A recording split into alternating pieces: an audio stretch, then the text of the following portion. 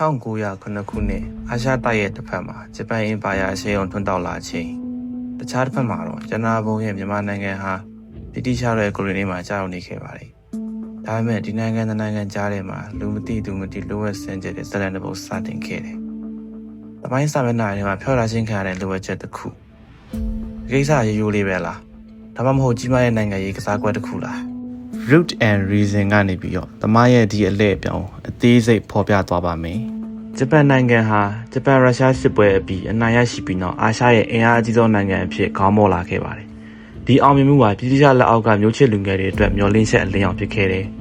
1909ခုနှစ်မှာတော့ဂျပန်နဲ့မြန်မာအကြားပထမဆုံးသောလျှို့ဝှက်ကွန်ရက်တွေစတင်ပေါ်ပေါက်လာခဲ့ပါတယ်။ကုန်သည်ရောင်ဆောင်ထားတဲ့ဂျပန်တချို့တွေဟာရန်ကုန်စိတ်ကံကိုတရားပရိယာရောက်ရှိလာခဲ့တယ်။သူတို့ရဲ့ရွေးချက်ကရိုးလေးမဟုတ်ပါဘူး။ဗြိတိရှအင်ပါယာရဲ့အားနည်းချက်ကိုရှာဖွေဖို့ပါ။ဒါပေမဲ့ဒီလျှို့ဝှက်ချက်ကိုဗြိတိရှထောက်လှမ်းရေးတွေကလည်းရိပ်မိသွားတဲ့အခါမှာတော့အေးချမ်းတိတ်ဆိတ်တဲ့ညတညမှာရန်ကုန်မြို့ကလျှို့ဝှက်အင်ကီယာတစ်ခုစီကိုမြန်မာမျိုးချစ်တွေနဲ့ဂျပန်ကိုယ်စားလှယ်တွေပထမဆုံးအကြိမ်တွေ့ဆုံခဲ့ကြပါတယ်။သူတို့တွေဟာဗြိတိရှကိုတော်လှန်ဖို့အတွက်လက်နက်နဲ့ငွေကြေးထောက်ပံ့မှုကြောင့်စတင်ဆွေးနွေးခဲ့ကြတယ်။ဒါပေမဲ့ဒီအစီအစဉ်အစကတည်းကတစ္ဆာဖောက်မှုတွေနဲ့လမ်းစာပြောင်းနေခဲ့ပါတယ်။အကြောင်းကတော့ဂျပန်အစိုးရကသူတို့ရဲ့ကိုယ်ပိုင်အကျိုးမြတ်အတွက်မြန်မာကိုအသုံးချဖို့ပဲစဉ်းစားထားလို့ပါ။ဒီလိုနဲ့နှစ်ဦးနှစ်ဖက်ကြားမှာလူမသိသူမသိယုံကြည်မှုတွေပြတ်ပြားလာတဲ့အခါတကယ်တော့ဗြိတိရှတွေဟာဒီလျှို့ဝှက်သွေးဆုံမှုကိုအစကတည်းကစောင့်ကြည့်နေခဲ့တာပါ။သူတို့ဟာဂျပန်လူမျိုးပိုင်ဆိုင်တွေနဲ့အိမ်တွေကိုဝင်ရောက်စီးနင်းဖို့ပြင်ဆင်ခဲ့ကြတယ်။အဲ့ဒီချိန်မှာပဲဂျပန်တချို့တဦးဟ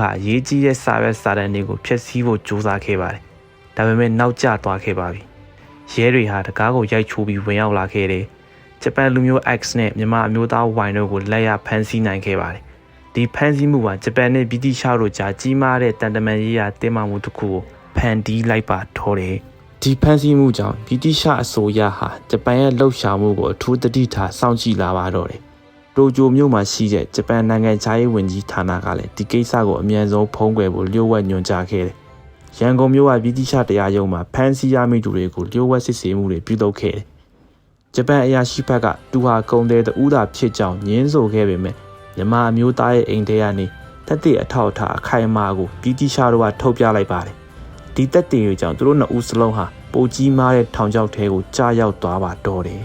။တရားရုံးရဲ့နောက်ဆုံးစီရင်ချက်အရဗြိတိရှအစိုးရကိုတော်လှန်ပုန်ကန်မှုတရှိုးလုံးမှုတွေနဲ့သူတို့နှစ်ဦးစလုံးကိုရေရှည်ထောင်ဒဏ်ချမှတ်လိုက်ပါတယ်။ဒါပေမဲ့ဒီပြစ်ဒဏ်ဟာဇလန်ရဲ့အဆုံးသတ်မဟုတ်ပဲပိုကြီးမားတဲ့နိုင်ငံတကာတန်တမန်စစ်ပွဲရဲ့အစပြုခြင်းပဲဖြစ်ခဲ့တယ်။ဗြိတိရှတို့ကဂျပန်အစိုးရကိုဒီကိစ္စနဲ့ပတ်သက်ပြီးတရားဝင်ရှင်းလင်းချက်ပေးဖို့ပြင်းပြင်းထန်ထန်တောင်းဆိုခဲ့ပါတယ်။ဒါပေမဲ့ကမ္ဘာအလယ်မှာတိတ်ခါကြမဲ့အရေးကိုစိုးရိမ်တဲ့ဂျပန်အင်ပါယာဟာဒီကိစ္စကိုအလုံးစုံညှင်းပယ်ဖို့ဆုံးဖြတ်ခဲ့တယ်။သူတို့ကဖမ်းဆီးခံရတဲ့ဂျပန်အရာရှိဟာအစိုးရနဲ့ဘာမှမပတ်သက်တဲ့တာမန်နိုင်ငံသားတဦးတာဖြစ်ကြောင်းကြေညာချက်ထုတ်ခဲ့ပါတယ်။ဒီလိုနဲ့မိခင်နိုင်ငံရဲ့စွန့်ပစ်ခြင်းကိုခံလိုက်ရတဲ့ဂျပန်တချို့ဟာရန်ကုန်ထောင်ကြီးထဲမှာပဲတယောက်တည်းကြံရစ်ခဲ့ပါတော့တယ်။နိုင်ငံရေးအရာစွန့်ပစ်ခံလိုက်ရပေမဲ့ဂျပန်တချို့နဲ့မြန်မာမျိုးချစ်လူငယ်တို့ဟာထောင်တွင်းထဲမှာပဲလျှို့ဝှက်ကွန်ရက်တစ်ခုကိုထပ်မံတိစောက်ခဲ့ကြတယ်။ချင်းထောင်အဆောင်တွေထဲကမျိုးချစ်စိတ်ရှိတဲ့မြန်မာတွေကိုစီယုံပြီးပြင်ပလောကနဲ့အဆက်အသွယ်ပြန်လုပ်ဖို့ကြိုးစားခဲ့ပါတယ်။ဒီလိုနဲ့ထောင်ပြင်ပကတော်လန်ရေးအဖွဲ့အစည်းကိုလျှို့ဝှက်သတင်းစာတွေတစားစားနဲ့ရောက်ရှိသွားခဲ့ပါတော့တယ်။ဒီလှုပ်ရှားမှုတွေကိုဗြိတိရ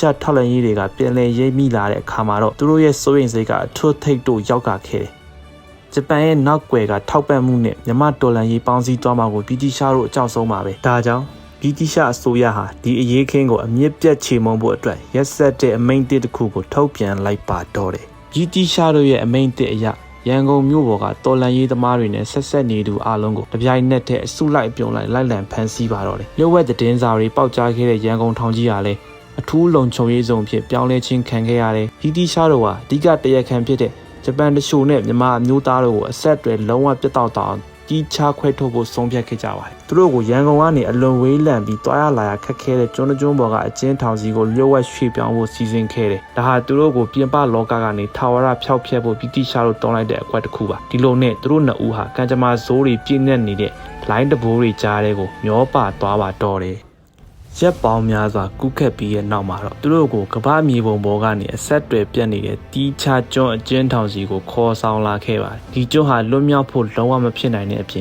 ်ရက်ဆက်လွန်တဲ့ယာရီဥဒုတန်ကိုလည်းအလူးလဲခံရတဲ့နေရာပါ။အကျဉ်းသားတွေကိုပြင်းထန်တဲ့အဓမ္မလောက်ခိုင်းစေမှုတွေနဲ့ နေ့စဉ်ရက်ဆက်နှိပ်စက်ကန့်သက်ထားခဲ့တယ်ဒါပေမဲ့ဂျပန်တရှူရဲ့ယင်ထဲမှာတော့မိခင်နိုင်ငံရဲ့စွန့်ပစ်မှုအပေါ်နာကြီးစိတ်တွေပိုမိုကြီးထွားလာခဲ့ပါတယ်သူဟာဂျပန်အင်ပါယာရဲ့အစီအစဉ်တွေကိုဗြိတိရှားတို့ထံအကုန်ဖွင့်ချပြီးကလဲကားချေဖို့လျှို့ဝှက်ကြံစီပါတော့တယ်သူ့ရဲ့ဖွင့်ဟချက်တွေဟာဂျပန်နိုင်ငံရဲ့အာရှကျူးကျော်ရေးလျှို့ဝှက်မြေပုံတွေကိုဖျက်ဆီးပစ်နိုင်တဲ့အထိပြင်းထန်လွန်းနေခဲ့ပါတယ်အကျဉ်းထောင်ဆရာဝန်ကနေတဆင့်ဒီလျှို့ဝှက်ဝန်ခံချက်စာတမ်းတွေဟာအိန္ဒိယနိုင်ငံကဗြိတိရှားဘရင်ခံချုပ်ရုံးစီကိုလျှို့ဝှက်စာပေးဖို့ချီခံခဲ့ရပါတယ်စာရွက်စာတမ်းတွေထဲမှာဂျပန်အင်ပါယာရဲ့အရှိတောင်အာရှကိုသိမ်းပိုက်မဲ့စစ်ဗျူဟာမြေပုံတွေအတိအကျပါဝင်နေခဲ့တယ်ဒီအချက်လက်တွေဟာဗြိတိရှားအင်ပါယာအတွက်တော့ရွှေထက်ပူတန်မိုးရှိတဲ့စစ်ရေးအသာစီးမှုဖြစ်လာခဲ့ပါတော့တယ်လန်ဒန်မြို့ကဗြိတိရှအစိုးရဟာဒီမြေပုံတွေကိုအသုံးပြုပြီးဂျပန်ကိုနိုင်ငံတကာမျက်နှာစာမှာအကြက်ကင်ဖို့လျှို့ဝှက်စီရေးတစ်ခုစ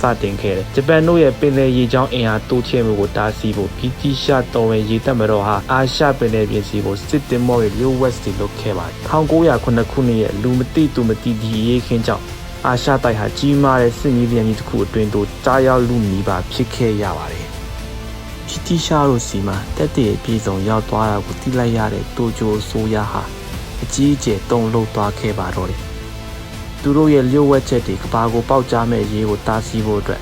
ဗြိတိရှားတို့နဲ့လျှို့ဝှက်စိစက်ဆွေးနွေးမှုတွေချက်ချင်းစတင်ခဲ့ရတယ်။ဒီလျှို့ဝှက်ဆွေးနွေးပွဲမှာဂျပန်ဘက်ကအိန္ဒိယနဲ့မြန်မာပင်လယ်ပြင်ကသူတို့ရဲ့ရေတပ်အင်အားတချို့ကိုနောက်ဆုတ်ပေးဖို့သဘောတူခဲ့ပါတယ်။ပြန်လည်အားဖြင့်ဗြိတိရှားတို့ဘက်ကလည်းဖမ်းဆီးထားတဲ့ဂျပန်တရှို့နဲ့သတင်းချက်လက်အားလုံးကိုတမိုင်းထဲကနေအစဖျောက်ပေးဖို့သဘောတူလိုက်ဒီလိုနဲ့အင်အားကြီးနိုင်ငံတစ်ခုရဲ့ကျိုးမြတ်ကစားကွက်ကြားမှာနိုင်ငံရေးအရာအတုံးချခံလိုက်ရတဲ့မြန်မာမျိုးချစ်လူငယ်တွေဟာကျွန်းအချင်းထောင်ရဲ့အမောင်တုထဲမှာပဲအမားရဲ့မျက်ွယ်ပြုခြင်းကိုခံလိုက်ရပါတော့တယ်နှစ်ပေါင်းများစွာကြာညောင်းခဲ့ပြီးနောက်1909ခုနှစ်ရဲ့ဒီလျှို့ဝှက်အရေးခင်းဟာဗြိတိရှားနဲ့ဂျပန်တို့ရဲ့တရားဝင်မော်ကွန်းတိုက်တွေထဲမှာတော့ခက်ဖျောက်ဖျက်ခြင်းခံခဲ့ရပါတယ်။ဒါပေမဲ့တမိုင်းဆိုတာဖုံးကွယ်ထားလို့မရတဲ့အမှန်တရားတစ်ခုလိုပဲဆယ်စုနှစ်တွေအလွန်မှာဒီလျှို့ဝှက်ချက်တွေကတစားစားနဲ့ပြန်လဲပေါ်ထွက်လာခဲ့တယ်။ဒီဖြစ်ရပ်ကနေကျွန်တော်တို့သိလိုက်ရတာကနိုင်ငံတကာကစားကွက်တွေကြားမှာအင်အားကြီးနိုင်ငံတွေဟာသူတို့ရဲ့ကိုယ်ပိုင်အကျိုးမြတ်ကိုပဲရှေ့တန်းတင်လေးရှိရဆိုတာကိုပါပဲ။ဂျမမျိုးချစ်လူငယ်တွေရဲ့လွတ်လပ်ရေးကြိုးပမ်းမှုဟာ